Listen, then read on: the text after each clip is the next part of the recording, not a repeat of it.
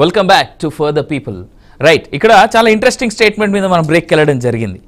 SK bhaji గారు మాట్లాడుతూ గుడిలోకి రాజకీయ నాయకులు రావద్దని అన్నారు. కానీ ఇంట్రెస్టింగ్గా భారతదేశ స్వతంత్రం వచ్చిన నాటి నుంచి, రైట్, దీనికి సమాధానం నాకు తెలిసి మూర్తి గారు చెప్తేనే బాగుంటుందని నేను అనుకుంటున్నాను.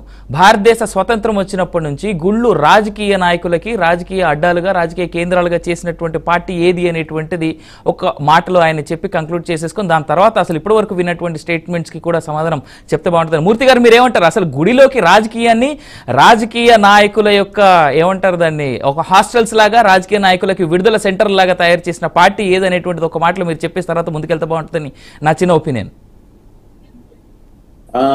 నేను ముందుగా ఒక టీడీపీ మిత్రులు సూర్యనారాయణ గారు అడిగిన దానికి నేను చెప్పేది ఏంటంటే, వైసీపీ అనేది ఒక రాజకీయంతో ఇచ్చిన పిలుపు, అది భక్తి కాదు, ఇంకోటి కాదు. కౌంటర్ అటాక్ చేయడం మొదలు పెడుతున్నారు. నేనేమంటున్నానంటే, ప్రభుత్వంలో మీరున్నారు కాబట్టి రాజకీయ పక్షాలుగా కాకుండా ప్రభుత్వం తన విధి విధానాలు చేస్తుంది. అదేవిధంగా పాలక మండలి కూడా ఉంది. ఖచ్చితంగా శ్యామలరావు గారు ఏవైతే నిబంధనలు ఉన్నాయో 136 ప్రకారం వాటి డిక్లరేషన్ ఇమ్మని ఆయన అడిగితే బాగానే ఉంటుంది. నేను అనేది ఏంటంటే, రాజకీయ పార్టీలు ఇక దీన్ని ముందుకు తీసుకెళ్ళడం సరైనది కాదు. ఆ విషయంలో వైసీపీ చేస్తున్న దాన్ని నేను తీవ్రంగా ఖండిస్తున్నాను. ఆయన ఈ సందర్భంలో వెళ్ళకూడదని చెప్పి నా యొక్క విజ్ఞప్తి. డిక్లరేషన్ ఇచ్చినా కూడా వెళ్ళకూడదు అనేదే ఇది సందర్భం కాదు అనేది, అది క్లారిఫికేషన్. ఇక రెండో విషయం వచ్చేసరికి, మనకి ట్రస్టులు ముందు ఏర్పడినాయి. ఏ గుడిలోనైనా గుడి ప్రారంభమైనది ట్రస్టులతోటి ప్రారంభం అవుతుంది. ఎక్కడైతే ₹1,00,000 హుండీ దాటుతుందో అది ఎండోమెంట్ దాన్ని తీసుకుంటుంది. ఎండోమెంట్ తీసుకున్న తర్వాత ప్రభుత్వం యొక్క బాధ్యత వస్తుంది. కాబట్టి ట్రస్టులతో పాటు ప్రభుత్వ అడ్మినిస్ట్రేషన్ కూడా అక్కడ ఎటువంటి అసాంఘికమైన అపవిత్రమైన కార్యాలు జరగకూడదని చెప్పి ఒక సదుద్దేశంతో ఇది ప్రారంభమైంది. అయితే రాను వీటిని కొనుక్కోవడం ప్రారంభమైంది. ఈ బోర్డు మెంబర్ గా కొనుక్కోవడం అనేది ప్రారంభమైంది. ఇది అంటే వ్యాపారం అనేది గుళ్ళల్లోకి ఎప్పుడైతే వచ్చిందో పవిత్రత, భక్తి, సంప్రదాయం, సనాతనం ఇవన్నీ వెనక్కి వెళ్ళిపోయినాయి. కాబట్టి ఆ బాజీ గారు ఆ కోణం నుంచి ఏమన్నా అంటున్నారేమో. ఎవరు భక్తులు కారు అని మనం ఇప్పుడు వేరు చేయలేము. రాజకీయ నాయకుల్లో కూడా భక్తులు ఉన్నారు. వాళ్ళు రాజకీయాల్లో ఉన్నంత మాత్రాన భక్తులు కాదని చెప్పి మనం అనలేము. వ్యాపారంలో కూడా భక్తులు ఉన్నారు. వ్యాపారంలో ఉన్నంత మాత్రాన భక్తులు కారు అని అనలేము. కాబట్టి మనం ప్రభుత్వానికి పలానా వాళ్ళని తీసుకోవద్దు, పలానా వాళ్ళనే తీసుకోండి, భక్తికి కొలమానం లేదండి. అందుకని నా ఉద్దేశం ఏంటంటే, అది ప్రభుత్వం యొక్క బాధ్యత. ఎవరిని పెడితే సక్రమంగా అటు ప్రభుత్వం అటు పాలకవర్గం కలిసి ఈ పుణ్యకార్యాన్ని ముందుకు తీసుకెళ్తారు, పవిత్రతను కాపాడతారు అనే దాన్ని మనం అర్థం చేసుకోవాల్సిన అవసరం ఉన్నది. కాబట్టి రాజకీయ నాయకుల యొక్క జోక్యం అవసరం లేదు అనే దానికన్నా కూడా భక్తులు, నిజమైన భక్తులు ఎక్కడైనా ఉండనివ్వండి, వాళ్ళు రాజకీయాల్లో ఉండొచ్చు, వ్యాపారస్తులుగా ఉండొచ్చు, లేదా ఉపాధ్యాయులుగా ఉండొచ్చు, ఏదైనా ఉండనివ్వండి, వాళ్ళు కనుక స్వతంత్రంగా స్వచ్ఛంగా సేవ చేయడానికి ముందుకు వస్తాము అని చెప్తే అటువంటి క్వాలిటీస్ వాళ్ళలో ఉన్నాయా లేవా అనేది అది ప్రభుత్వం చూసుకోవాలి. చూసుకోకపోతే ఈ 5 సంవత్సరాల్లో జరిగిన కార్యాలే తిరిగి మళ్ళా పునరావృతం అవుతాయనేది నా అభిప్రాయం. రైట్, అయితే మూర్తి గారు అన్నటువంటి స్టేట్మెంట్ క్లియర్గా పరిశీలిస్తే రాజకీయ నాయకులు పూర్తి స్థాయిలో అట్లీస్ట్ ఇప్పటి నుంచి అయినా సరే వాళ్ళ యొక్క ఇన్వాల్వ్మెంట్ టెంపుల్స్, టెంపుల్ ట్రస్ట్లో, టెంపుల్ బోర్డ్స్లో తగ్గించుకుంటే మంచిది అనేటువంటి మాట అంటున్నారు. ఇన్ఫ్యాక్ట్ అలా కానీ జరిగితే వాస్తవానికి హైందవ ధర్మానికి జరుగుతున్నటువంటి ఇబ్బందుల నుంచి చాలా వరకు బయటపడవచ్చు అనేటువంటిది నిజంగా ఉన్నటువంటి వాస్తవమే. రైట్, మరి దీనిపైన సూర్యనారాయణ గారు మీరేమంటారు? సరే, ఇక్కడ ఒక విషయం ఏంటంటే, హిందూ ఎండోమెంట్ చట్టం ఎప్పుడైతే పుట్టిందో అప్పటి నుంచి స్టార్టింగ్ లో కాస్త సమాజంలో పెద్ద మనుషులు, విద్యావంతులు, ధర్మ కార్యాచరణ చేసేటువంటి వాళ్ళు, ధర్మం పట్ల ఒక భావన కలిగినటువంటి వాళ్ళని ఫస్ట్ ట్రస్ట్ బోర్డు మెంబర్లుగా వేయడం జరిగింది. ఆ తర్వాత కాలక్రమేణా ఒక పార్టీని కాకుండా అన్ని పార్టీల వాళ్ళు కూడా వాళ్ళ పార్టీ సానుభూతి పరులని దేవాలయాల పరిరక్షణ కోసం ట్రస్ట్ బోర్డు మెంబర్లుగా నియమించడం జరుగుతుంది. అయితే ఇక్కడ ఇంకొక విషయం గమనించాల్సింది ఏంటంటే, హిందూ ఎండోమెంట్ చట్టం ప్రకారం దేవాలయ బోర్డులో ఎవరైతే ట్రస్ట్ బోర్డు మెంబర్లుగా కానీ చైర్మన్ గా కానీ నియమించబడతారో వాళ్ళు కూడా మస్ట్ అండ్ షుడ్ గా ఆ బాధ్యత తీసుకోవడానికి ముందు నేను హిందువుని, నేను ఈ దేవాలయంలో ఉన్నటువంటి ఒక్కొక్క దేవాలయానికి కొన్ని కొన్ని ఆచారాలు ఉంటాయండి పూర్వకాలం నుంచి.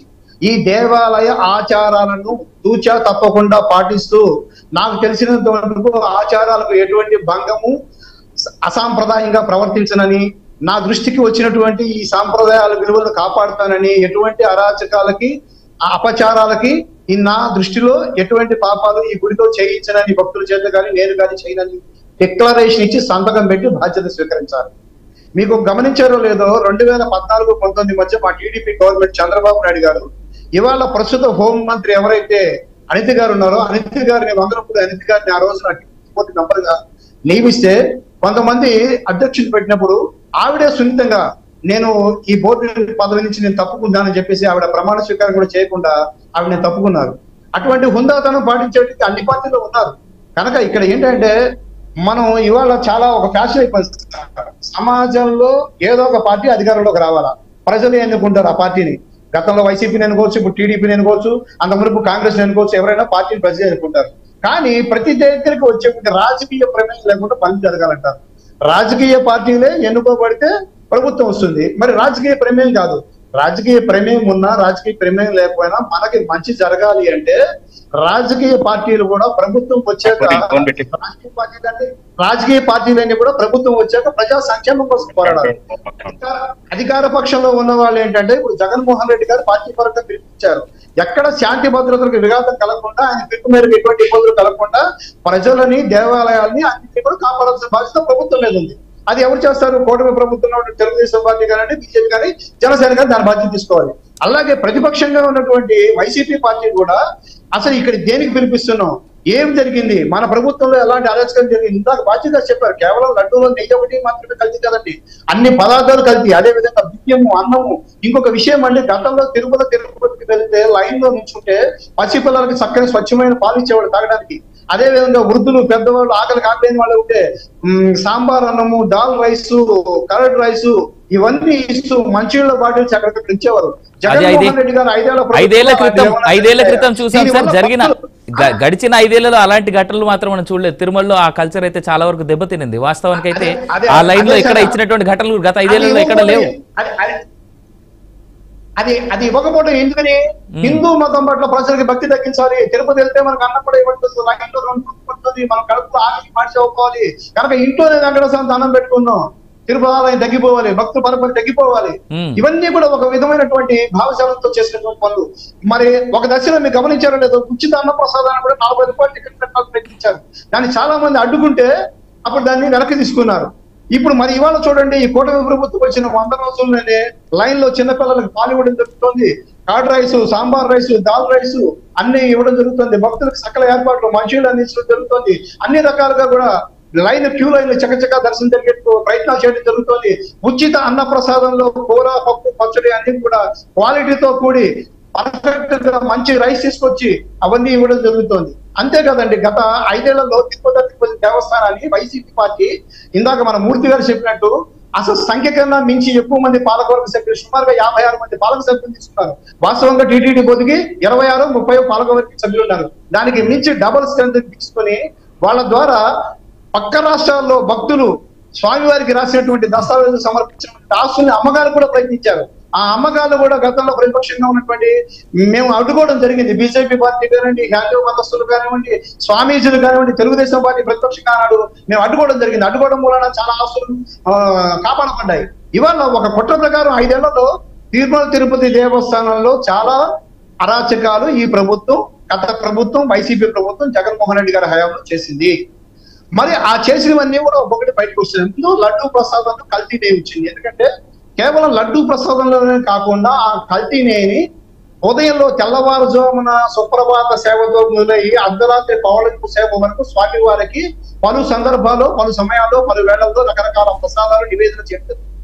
ఆ నివేదన చేయబడిన అన్ని ప్రసాదాల్లో కూడా ఇదే నెయ్యి వాడడం జరిగింది. అది ఎంత మహాఘోరాభిషేకం! హిందువుడిగా కాదు, ఒక సామాన్య మనిషిగా, ఒక సామాన్య భక్తుడిగా ఆ ఆలయ పవిత్రతను దృష్టిలో పెట్టి ఆలోచిస్తే మరి అది ఎంత మహాపాపం ఆలోచించండి. ఆ పాప ప్రక్షాళనగా ఆయన పిలిపించి గతంలో పొరపాటు జరిగితే జరుగుండొచ్చు. నేను స్వామివారి దర్శనం చేసుకుని ఒక భక్తుడిగా డిక్లరేషన్ ఇచ్చి స్వామివారిని విశ్వాసం పట్ల కలిగి స్వామివారి పట్ల విశ్వాసం కలిగిన భక్తుడిగా నేను డిక్లరేషన్ ఇచ్చి స్వామివారిని దర్శనం చేసుకుని క్షమాపణ కోరుకుంటాను.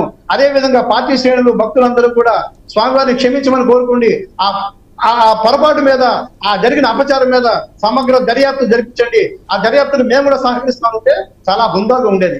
ఆయన అట్లా చేయాల.